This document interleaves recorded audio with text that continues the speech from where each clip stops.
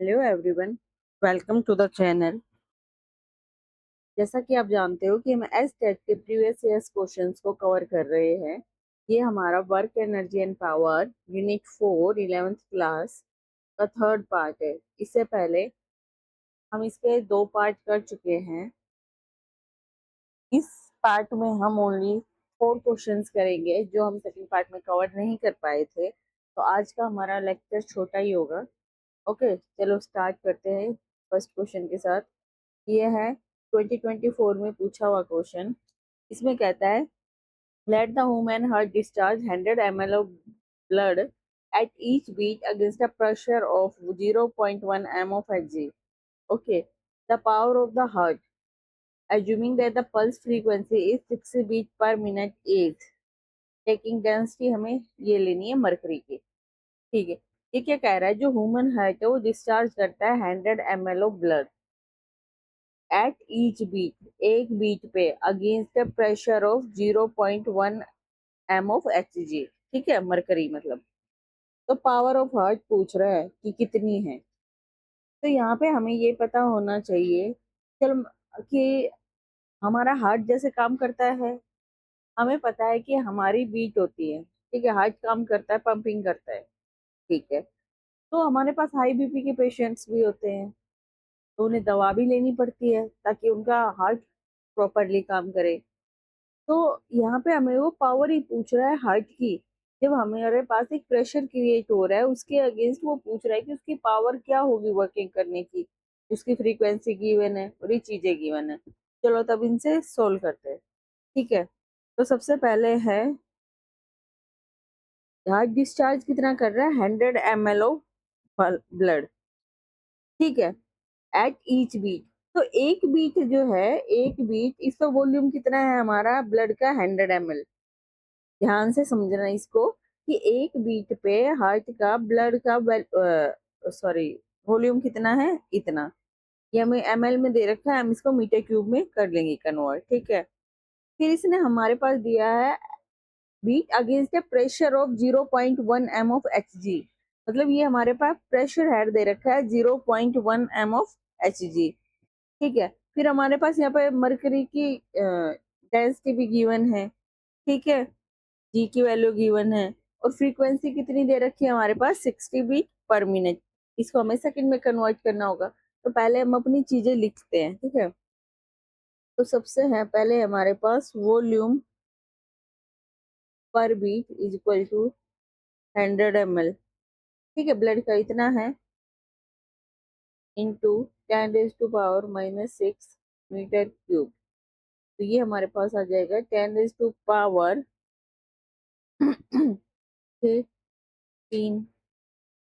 ठीक है, सॉरी ये 100 है, यहाँ पे हमारे पास क्या आएगा, 100। ठीक है, तो ये हो जाएगा -4 मीटर क्यूब। इतना आ गया समझ में। अब हमारे पास PRE+SURE प्रेशर हेड, इसको हम एस से डिनोट करते हैं। इसकी वैल्यू हमारे पास क्या है, 0.1 m ऑफ Hg। इतना आ गया समझ में। उसके बाद हमें क्या दे रखी है, डेंसिटी ऑफ Hg। Hg हमारे पास मर्करी है, 13.6 इंटू 10⁻³ किलोग्राम पर मीटर क्यूब। ठीक है, उसके बाद हमारे पास फ्रीक्वेंसी है। तो फ्रीक्वेंसी क्या है हमारे पास, is equal to 60 beat per minute. ठीक है, अगर हमें सेकंड में कन्वर्ट करना है तो 60 से डिवाइड करेंगे, तो ये हो जाएगा हमारे पास 1 बीट पर सेकंड। सेकंड में कन्वर्ट करेंगे तो, और जी हमें दे रखा है 10 मीटर पर सेकंड स्क्वायर। ठीक है, अब जो हमारे पास कंडीशन दे रखी है, तो इसमें हमें पहले क्या निकालना पड़ेगा, प्रेशर निकालना पड़ेगा कि हमारे पास हाइड्रोस्टैटिक प्रेशर है कितना। तो उसको हम लिखते हैं H ρg। एक तो हम इस फॉर्मूले का यूज करेंगे। जब हमारे पास प्रेशर आ जाएगा तो उसके बाद हम क्या करेंगे, वर्क निकालेंगे, प्रेशर मल्टीप्लाई वॉल्यूम करके। ठीक है, और जब हमारे पास वर्क आ जाएगा तो हम क्या निकालेंगे, उसके बाद हमें निकालना है पावर। ये हमारे स्टेप होंगे इसको कैलकुलेट करने के लिए। ठीक है, तो ये क्या कह रहा है कि जो हमारा हार्ट है वो क्या कर रहा है, हार्ट बीट कर रहा है, ठीक है। अगर वो बीट कर रहा है तो वो क्या करता है, अपना एग्जर्ट करता है प्रेशर, वो ब्लड को क्या करता है, पुश करता है। वॉल्यूम ऑफ जो ब्लड है हमारे पास वो पुश करता है। तो अगर मैं शॉर्ट में लिखूं तो जैसे हमारा, सॉरी, जैसे हमारा हार्ट है, ये बीट करेगा, बीट करेगा तो ये क्या करेगा, प्रेशर को एक्सर्ट करेगा, तो एक्सर्ट प्रेशर, तो ये क्या करता है, हमारे पास जो ब्लड की वॉल्यूम होता है उसको आगे की तरफ पुश करता है।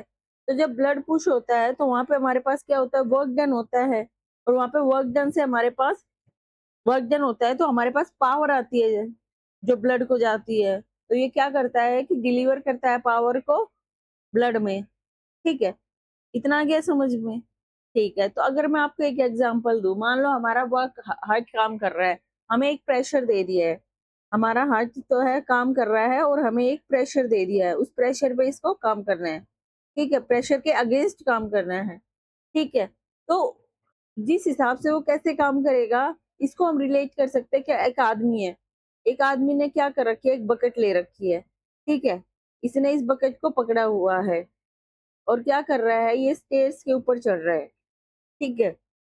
अब इस बकेट के अंदर जो हमारा वॉल्यूम है, हमने मान लिया जो साइज है बकेट का, वो हमने मान लिया कि 100 ml ऑफ ब्लड है, इसके अंदर 100 ml ऑफ ब्लड है, मतलब मैं आपको हाइट का फंक्शन समझाने की कोशिश कर रही हूँ।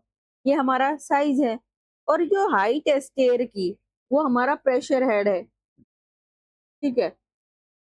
प्रेशर हेड वो 0.1 एम ऑफ मरकरी था, 1 एम ऑफ मरकरी ठीक है। इतने क्वांटिटी का हमें इस प्रेशर हेड के अगेंस्ट काम करते हुए जाना है। आ गया? तो हार्ट क्या है, हार्ट है वो पुश करेगा ब्लड को इस प्रेशर के अगेंस्ट, ठीक है, ये है। तो इतनी क्वांटिटी का ब्लड है वो हमारा हार्ट लेके चल रहा है, ठीक है, और वो क्या करेगा, इस प्रेशर हेड के अगेंस्ट उसको पुश करेगा, तो उसको वर्क करना पड़ेगा।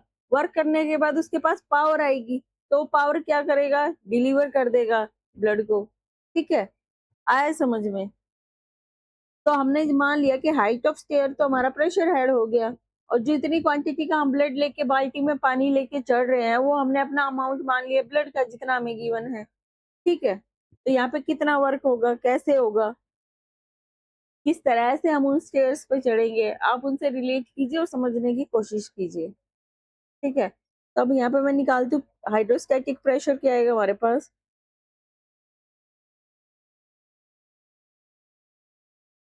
इसको मैं पी मान लेती हूँ, और ये किसके इक्वल होता है, एच रो जी, ठीक है। तो हमारे पास एच क्या है यहाँ पे, 0.1 एम ऑफ एच जी, तो 0.1 है, और एच जी की डेंसिटी क्या है हमारे पास, 13.6 इंटू 10⁻³ इंटू 13.6 इंटू 10⁻³ इंटू जी की वैल्यू है 10। तो यहाँ से हमारे पास ये इससे कैंसिल हो जाएगा, ठीक है, ये इससे कैंसिल हो जाएगा, ये एक ऊपर जाएगा, तो ये हमारे पास आ जाएगा इतना, न्यूटन पर मीटर स्क्वायर। प्रेशर होता है फोर्स अपॉन एरिया, ठीक है। अब मैं क्या निकालती हूँ कि वर्क डन पर बीट, मैं जो वर्क निकाल रही हूँ पर बीट के लिए निकाल रही हूँ, यहाँ पे याद रखना, ठीक है। तो वो हमारे हो जाएगा प्रेशर इंटू वॉल्यूम, तो वर्क डन किसके इक्वल आ गया, प्रेशर हमारा इतना था और वॉल्यूम कितना है हमारे पास, 10⁻⁻⁴,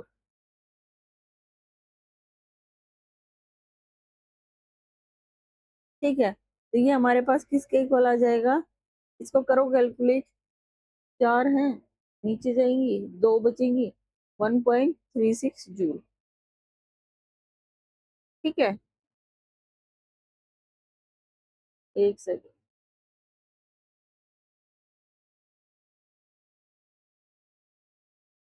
ठीक है। तो ये आ गया हमारे पास 1.36 जूल। कई बार सिली सिली मिस्टेक भी गलतियां करवा देती है। अब हमारे पास क्या आ गया, ये क्या आया है हमारे पास, वर्क डन एक बीट में इतना का रखा है, और फ्रीक्वेंसी हमें कितनी गिवन है हमें पता है, तो हमारे पास पावर क्या आ जाएगी, वर्क डन पर बीट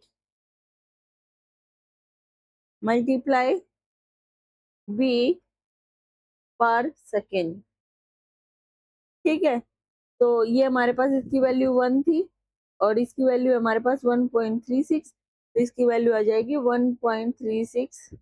ठीक है, वॉट ऑप्शन में गिवन है, ये रहा। ठीक है, इस तरह से हम अपना आंसर निकाल सकते हैं। तो ये पावर क्या बता रही है कि हमारे पास एनर्जी कितनी जल्दी यूज हो रही है, how fast energy is use. ठीक है, आई होप आपको ये क्वेश्चन समझ आया है। कोई डाउट हो तो कमेंट कीजिए और चैनल को लाइक एंड सब्सक्राइब कीजिए।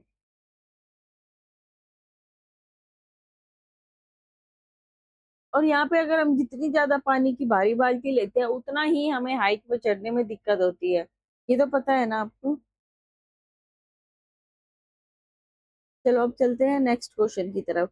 नेक्स्ट क्वेश्चन है हमारा अभी जो रिसेंट में एग्जाम हुआ है 2025 का। ठीक है, ये कह रहा है a block moves on a horizontal surface with the initial speed you.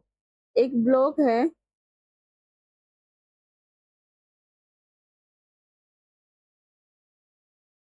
वो क्या कर रहा है, एक हॉरिजॉन्टल सरफेस पे मूव कर रहा है, उसकी इनिशियल स्पीड क्या है, u।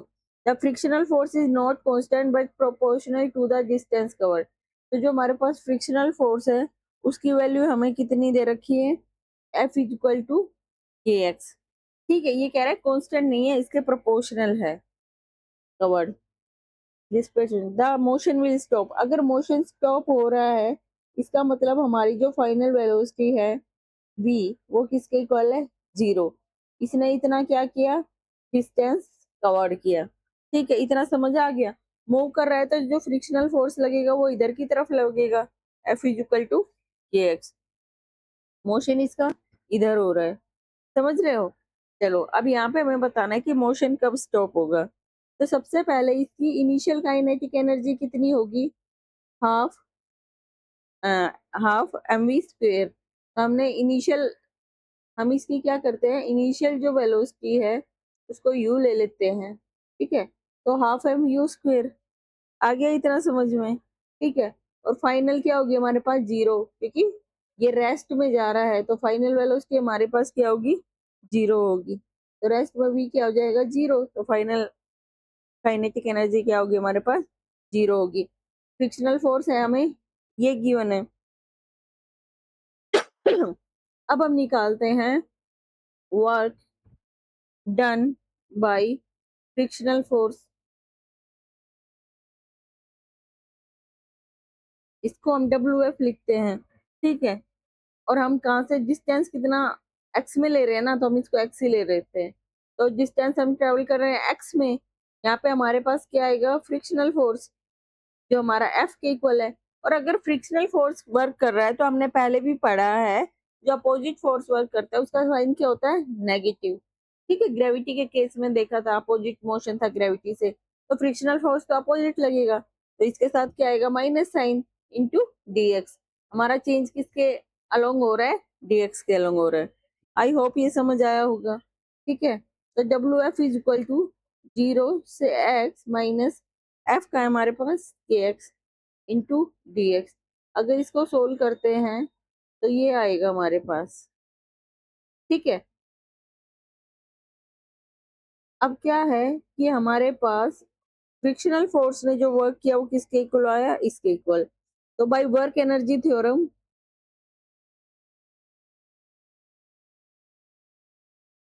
यूज करेंगे, वर्क एनर्जी थ्योरम का। तो ठीक है, तो जो डब्ल्यू नेट होगा वो किसके इक्वल होगा, के एफ माइनस के आई। यहाँ पे डब्ल्यू नेट क्या है हमारा, यही है फ्रिक्शनल फोर्स है, डब्ल्यू एफ है जो। तो W F is equal to K F minus K I, क्योंकि फोर्स तो यही लग रहा है। तो minus half k x square is equal to, final तो हमारे पास 0 है, minus half m u square, minus से माइनस कैंसिल, हाफ से हाफ कैंसिल, तो k x square is equal to m u square. तो x square is equal to m u square upon k, x is equal to u under root m upon k. ठीक है, आया समझ में। तो x की यहाँ पे हमारे पास मास क्या है, कांस्टेंट है, फिक्स वैल्यू होगी। के की भी हमारे पास क्या होगी, फिक्स वैल्यू होगी। यू की भी हमारे पास क्या होगी, कोई डेफिनिट वैल्यू होगी। इसका मतलब इसमें पूछा गया था कि मोशन कब स्टॉप होगा, तो मोशन हर चीज की हमारे पास फाइनाइट वैल्यू है इसके अंदर, ठीक है। तो मोशन एक फाइनाइट डिस्टेंस पे क्या हो जाएगा, स्टॉप हो जाएगा। इसका फर्स्ट आंसर राइट आंसर होगा। चलो अब हम चलते हैं अगले क्वेश्चन की तरफ। ये भी अभी पूछा गया था 2025 के अंदर। इसमें क्या कहता है, ये particle moves in a force field F is equal to, ये पार्टिकल है वो फोर्स फील्ड में मूव कर रहा है, उसकी वैल्यू है x I plus 2yj। The work done the work done in moving from the origin to point AA along any path is। अभी हमसे क्या कह रहा है कि along any path। अगर along any path पूछ रहा है तो उसके लिए हमें पहले क्या देखना पड़ेगा कि जो ये F है ये कंजर्वेटिव है या नहीं है। ठीक है, F कंजर्वेटिव है कि नहीं है, हमें देखना होगा। कंजर्वेशन चेक करेंगे अब हम इसकी। तो हमारे पास for F to be conservative हमारे पास क्या सिचुएशन होती है, हमारे पास क्या कंडीशन होती है, मैंने आपको लास्ट लेक्चर में भी बताया था। उसमें होता है D F X upon D Y is equal to D F Y upon D X. ठीक है, कंजर्वेटिव के लिए हमारे पास ये कंडीशन होती है। और यहाँ पे जो हमारा इनिशियल पॉइंट है वो ओरिजिन है, और फाइनल पॉइंट है वो हमारा ए है। ठीक है, ये कैसा है, इनिशियल, और ये कैसा है, फाइनल। इतना आ गया है समझ में। ठीक है, तो अब हमारे पास यहाँ पे एफ एक्स की वैल्यू क्या है, के एक्स, एफ वाई की वैल्यू क्या है, 2 k y। ठीक है, इसकी वैल्यू है 2 k y। तो D F X upon D Y हमारे पास क्या हो गया, 0। और D F Y upon D X हमारे पास क्या हो गया, 0। मतलब ये क्या हुआ कि D F X upon D Y is equal to D F Y upon D X. तो इसका मतलब जो फोर्स है हमारे पास क्या है, वो कंजर्वेटिव है।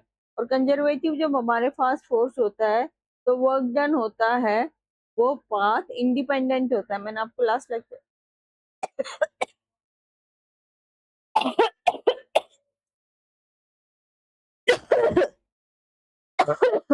सॉरी, लास्ट लेक्चर में बताया था। ये इनिशियल और फाइनल पोजीशन पे डिपेंड करता है ओनली। तो हमारा ये ऑप्शन तो पहले ही गलत हो गया है। ठीक है, चलो अब आगे सोल्व करते हैं हम इसको। तो हमारे पास अब क्या होगा, वर्क डन निकालना है। तो वर्क डन होगा हमारे पास डी डब्ल्यू is equal to f dot d s. ठीक है, इसके इक्वल होगा। तो ये किसके इक्वल आएगा, जब x का कंपोनेंट लेंगे तो x का कंपोनेंट, और जब y का कंपोनेंट लेंगे तो y का कंपोनेंट। f हमारे पास d1 है, dx हमारी ये हमारे पास होगा dxi प्लस dy मैंने लास्ट लेक्चर में आपको ये एक्सप्लेन भी किया था कि इसको सीधा कैसे लिख देते हैं। क्यों, क्योंकि i डॉट आई है वही तो 1 होगा, i डॉट जे है वो तो 0 हो जाएगा। तो हम x वाला x के साथ, i वाला i के साथ और j वाला j के साथ सीधा लिख के कर देते हैं। ठीक है, तो W अगर हम यहाँ पे इंटीग्रेट करते हैं तो W हमारा किसके इक्वल होगा, इनिशियल पॉइंट क्या है, 0 0, फाइनल क्या है, ए। ठीक है, वहां पे एफ एक्स की वैल्यू क्या है हमारे पास, एफ एक्स है हमारे पास K X into D X plus F Y क्या है, 2 k y into D Y. ठीक है, W इज इक्वल टू ये हो जाएगा के एक्स स्क्वेयर अपॉन 2, 0 से a plus 2 k y square upon 2, 0 से a। ठीक है, अगर हम इसको सोल्व करते हैं तो half k a square plus 2 k a square by 2। ठीक है, तो यहाँ से हम कैलकुलेट करते हैं तो ये 1 हो जाएगा, 1 और हाफ क्या हो जाएगा, 3/2 ka स्क्वेयर। ये हमारे पास क्या आ जाएगा, वर्क डन। हमें वर्क डन की वैल्यू मिल गई, ये हमारा फर्स्ट ही ऑप्शन है।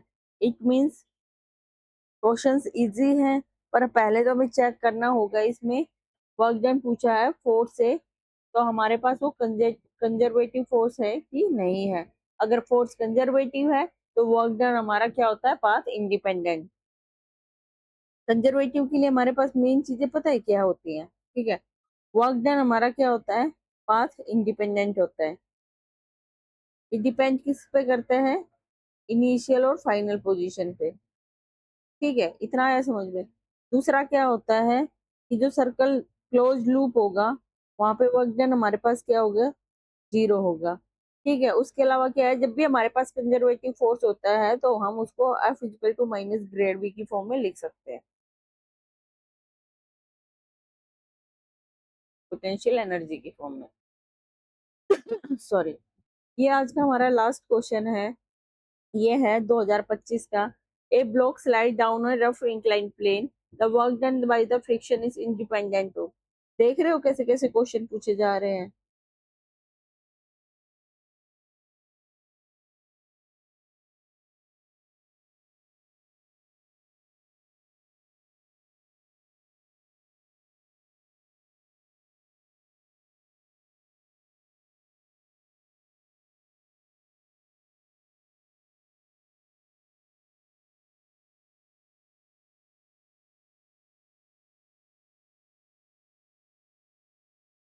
ये हमने बना लिया ब्लॉक। ठीक है, ब्लॉक इधर मूव करने की कोशिश कर रहे, स्लाइड कर रहे हैं, तो हमारा फ्रिक्शनल फोर्स किधर लगेगा, इधर आ। इतना समझ आ गया। ठीक है, अब हमारा mg है, उसको हम दो कंपोनेंट में तोड़ेंगे। तो एक कंपोनेंट तो होगा मोशन के पैरेलल और एक होगा इधर। ठीक है, ये हमारे पास क्या आ जाएगा, थीटा। तो ये हो जाएगा हमारे पास mg कोस थीटा, इधर हो जाएगा हमारे पास mg साइन थीटा। ठीक है, आगे इतने समझ में। जो नॉर्मल को जो बैलेंस कर रहा है वो है हमारे पास mg कोस थीटा। ठीक है, अब क्वेश्चन में हमारे पास पूछा है कि work done by the friction is independent of. Work done by friction किसके इंडिपेंडेंट होगा। हमें पता है कि फोर्स किसके इक्वल होता है, frictional force f r is equal to mu n. तो एन की वैल्यू है हमारे पास mu into m g cos theta. ये हमारे पास फ्रिक्शनल फोर्स आ गया। ठीक है, इतना आ गया समझ में। यहाँ पे हम देख रहे हैं, ठीक है, कि जो फ्रिक्शनल फोर्स होता है वो थीटा पे भी डिपेंड कर रहा है, मास पे भी डिपेंड कर रहा है और म्यू पे भी डिपेंड कर रहा है। ठीक है, तो अगर हम फ्रिक्शनल फोर्स निकालते हैं तो किसके इक्वल होगा, फ्रिक्शनल फोर्स ना, work done by frictional force निकालते हैं तो नेगेटिव साइन तो होगा ही, into frictional force into displacement. ठीक है, तो माइनस इसकी वैल्यू क्या है, mu m g cos theta. ठीक है, और डी हमारे पास ये रहा, ये हमारे पास फ्रिक्शनल फोर्स आ गया। तो ये देखो, ये कोफिशिएंट ऑफ फ्रिक्शन, ये म्यू है कोफिशिएंट ऑफ फ्रिक्शन, उसके डायरेक्टली प्रोपोर्शनल है। इसका मतलब क्या हो गया, इस पर भी डिपेंड करता है, तो हमारा ये आंसर भी नहीं है। नेचर ऑफ पाथ, डब्लू हमारा क्या इस पे डिपेंड कर रहा है, टी पे और थीटा पे भी डिपेंड कर रहा है। थीटा पे डिपेंड कर रहा है, इसका मतलब नेचर ऑफ पाथ पर डिपेंड कर रहा है, ये भी आंसर नहीं है। तो ये हमारे पास डायरेक्टली प्रोपोर्शनल है एम के भी, तो ये मास ऑफ द ब्लॉक भी नहीं है, तो हमारा आंसर है टाइम टेकन। इस तरह हमने इस वाली यूनिट के भी अपने सारे क्वेश्चन कंप्लीट कर लिए हैं। सॉरी। इस तरह हमने सारे क्वेश्चंस कंप्लीट कर लिए हैं। आई होप आपको ये सब समझ आ रहा होगा। कहीं भी डाउट होता है तो मुझे कमेंट करें, कोई क्वेश्चन होता है तो कमेंट करें। अगर बाई चांस कहीं मुझसे अनोइंगली मिस्टेक हो जाती है तो प्लीज कमेंट करें। I will be very thankful to you. इस चैनल को लाइक एंड सब्सक्राइब करें और अपने एस्टेट के इस जर्नी में क्लियर करने के लिए इन पूरे क्वेश्चंस की मदद लें। और थैंक यू।